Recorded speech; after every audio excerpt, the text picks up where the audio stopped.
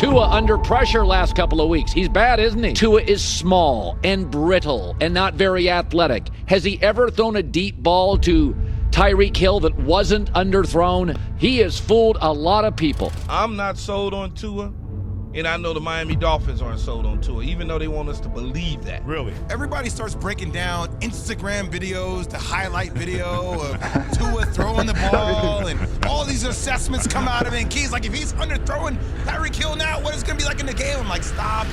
Hey, I'm just curious, like, what do you think the expectations for Tua should be?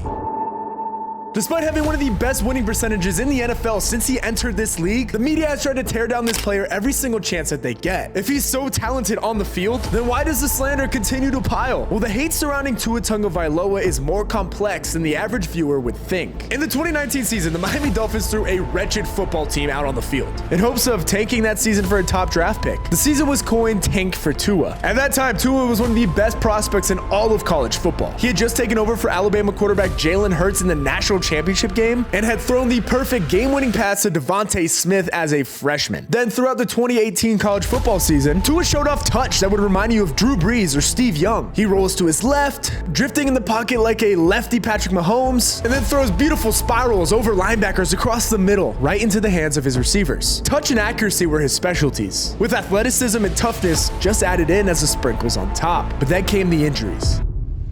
Comes out throwing. On the run. Pressure from behind. And that's where Nick Saban is thinking, where's Mac Jones?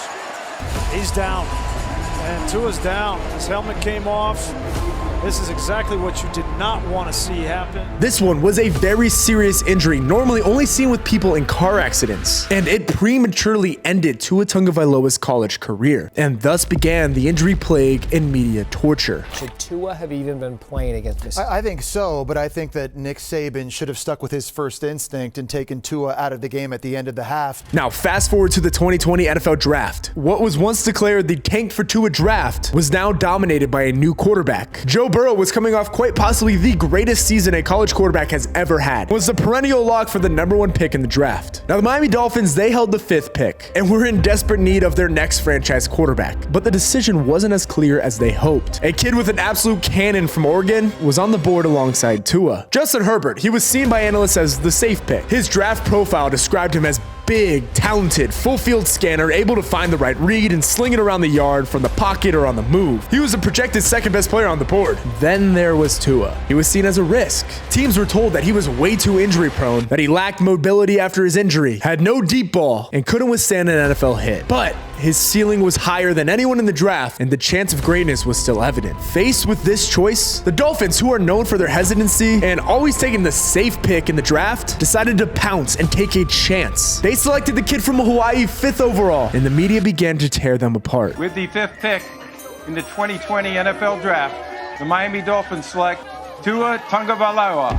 You see, the old school journalists, they don't want teams that take risky picks. They want the safe, classic-looking QBs like Justin Herbert. But the Dolphins knew there was a possibility of greatness. Now, fast forward to NFL training camp, and the odds are continuing to stack up against Tua Tagovailoa. He hadn't played a full contact game in almost the entire season at this point, and was just thrown into the first ever non-contact NFL training camp because of COVID-19. The Dolphins had one of the worst rosters in the NFL, lacking any sort of consistency at O-line, wide receiver, and the running back position. Tua's rookie season was filled with ups and downs, but what really stood out was the constant scrutiny he faced from both the media and the Dolphins organization. Tua was coming off a major hip injury, and he was still recovering when he took the field. Seemed to expect him to perform at elite level right away. Every single move he made was overanalyzed, and the narrative surrounding him was often negative. Remember, he was a rookie affected by the COVID-19 pandemic, which made it even more challenging to develop any sort of chemistry with his teammates. But perhaps one of the most controversial moments of Tua's career was when the Dolphins benched him for Ryan Fitzpatrick during a game against the Broncos. This move sent shockwaves throughout the NFL community and led to some intense debates about Tua's abilities. While some argued that this was just a strategic decision to go and win a game, others believed that it was a premature move to undermine Tua's confidence. The constant flip-flopping between Tua and Fitzpatrick created uncertainty around his role and hurt his development. Tua's early struggles were often caused by the lack of support and offensive weapons around him. The Dolphins' offensive line struggled to protect him, leading to numerous sacks and hits. offense. Tua had a limited group of tight ends and wide receivers to work with. In contrast, some of his peers in the 2020 class had more favorable situations. Tua was unfairly compared to players like Justin Herbert, who had more experienced offensive lines and explosive receiving corps.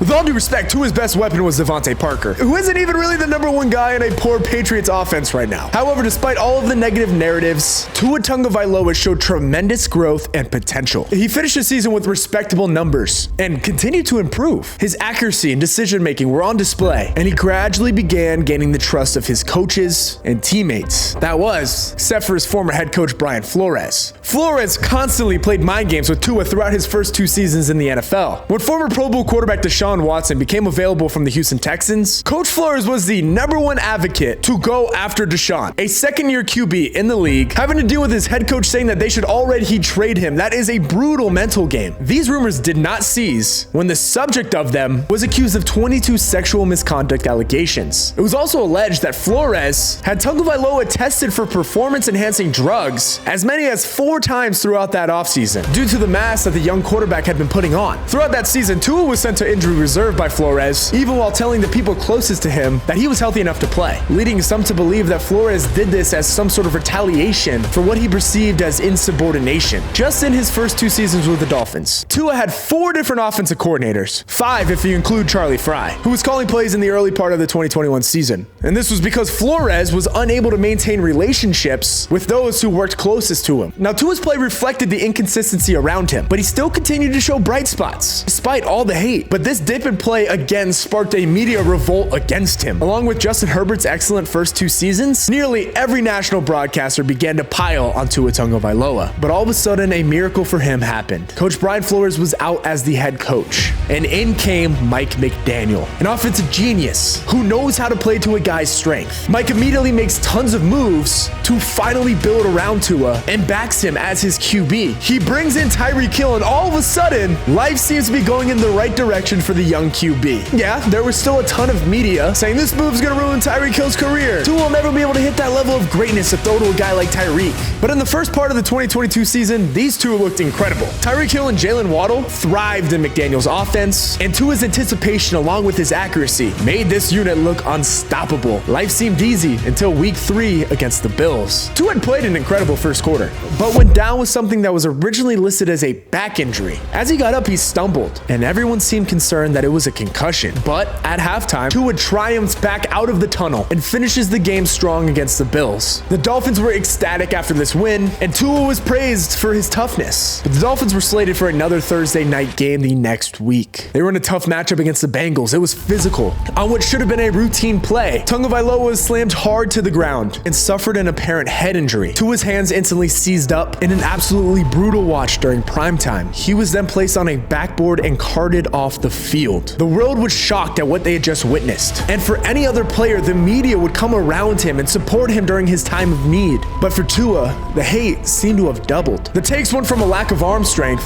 to he may never play football again. The Miami Dolphins put Tua on IR and went about their season with backup QBs. That was until a month later when Tua returned against the Pittsburgh Steelers and set the league aflame once again. His rhythm and his timing with his star-studded receiver core set the Dolphins at the top of the AFC East. Tua had the highest QBR in the NFL at this time and honestly looked unbeatable. The team won 5 games in a row on the back of Tua's arm, but then it happened again. Christmas Day against the Green Bay Packers. Tua is slung against the ground again, and his play instantly takes a hit. Now this time he wasn't taken out of the game, even though this would have been his 3rd concussion. They let him stay out there and he looked awful, and rightfully so. He had 3 concussions at this point, and that takes a serious toll on a player's mind and decision making. After the game, he was tested and he was sidelined for the rest of the season. Media members ridiculed Tua and the Dolphins for mismanagement once again. Many believe that he should never play football again, but Tua didn't let that stop him. He lived in the gym this previous offseason, putting on 10 pounds of muscle. He got a full tattoo sleeve, became a father, and learned jiu-jitsu to help prevent his falls. He locked in with his receivers and coaches and was dedicated to this comeback. But of course, the hate never ended. Twitter users constantly claiming his arm strength was never going to be enough to throw to his speedy receivers. They said he'd never be able to lead this offense and that they'd be better off if they just picked Justin Herbert. Ryan Clark even went on ESPN and said this. I'm gonna tell you what he wasn't doing. He wasn't in the gym. I bet you that. Come on, he wasn't with me. He might have spent a lot of time at the tattoo parlor, he was not at the dinner table eating what the nutritionist had advised. Okay. He is thick. He's thick. Yeah, he's built like girl work at Onyx in Atlanta right now on the bottom.